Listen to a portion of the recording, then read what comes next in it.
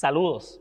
En esta ocasión, en los cortos de la historia profética del mundo, vamos a ver la caída del Imperio Romano que fue profetizada por las Escrituras y que se cumplió en el año 476 después de Cristo.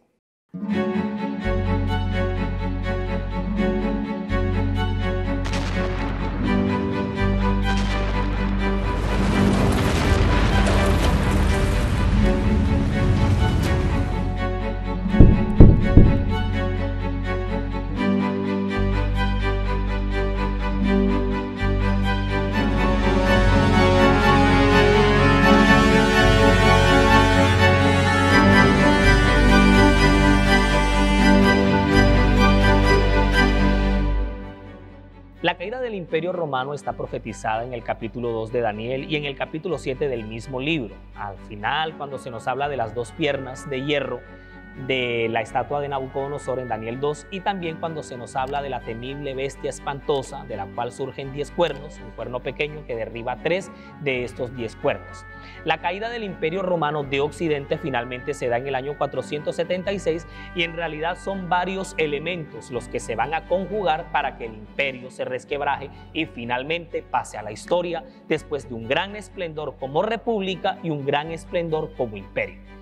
Todo empieza con el declive que va a iniciar Constantino a partir del año 321. Todos sabemos que Constantino realizó un sincretismo religioso, combinó el paganismo romano con el cristianismo y de ahí en adelante lo que van a venir son una cantidad de cosas. La idea de dividir al imperio empieza con él y esta división le va a traer bastantes problemas a este poder, a este símbolo del poder como fue el romanismo. La construcción de Constantinopla en honor a su nombre, Constantino, pero va a ser más adelante el emperador Teodosio con sus dos hijos, Honorio y Acadio, quienes finalmente van a dividir el imperio en Occidente y Oriente, Occidente con capital en Roma, Oriente con capital en Constantinopla. El Imperio Romano de Oriente va a pasar a llamarse Bizancio o el Imperio Bizantino. Pero el Imperio de Occidente, que era el que tenía el poder mayor, que es donde estaba concentrado el poder de Roma, va a ser un imperio que se va a debilitar y todos sus frentes van a caerse con esta debilidad. El frente financiero, el frente económico, el frente político, el frente militar. Además de esto, que la corrupción, el paganismo y la inmoralidad van a empezar a comerse vivo al Imperio Romano. Pero entre los conflictos territoriales va a haber una gota que va a rebosar la copa.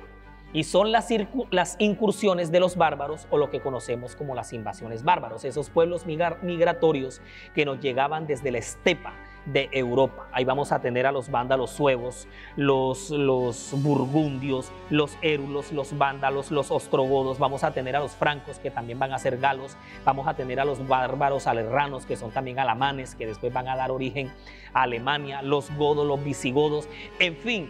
Estos grupos invasores van a empezar a comerse con sus dientes al Imperio Romano territorialmente, van a llegar a invadir, a despedazar.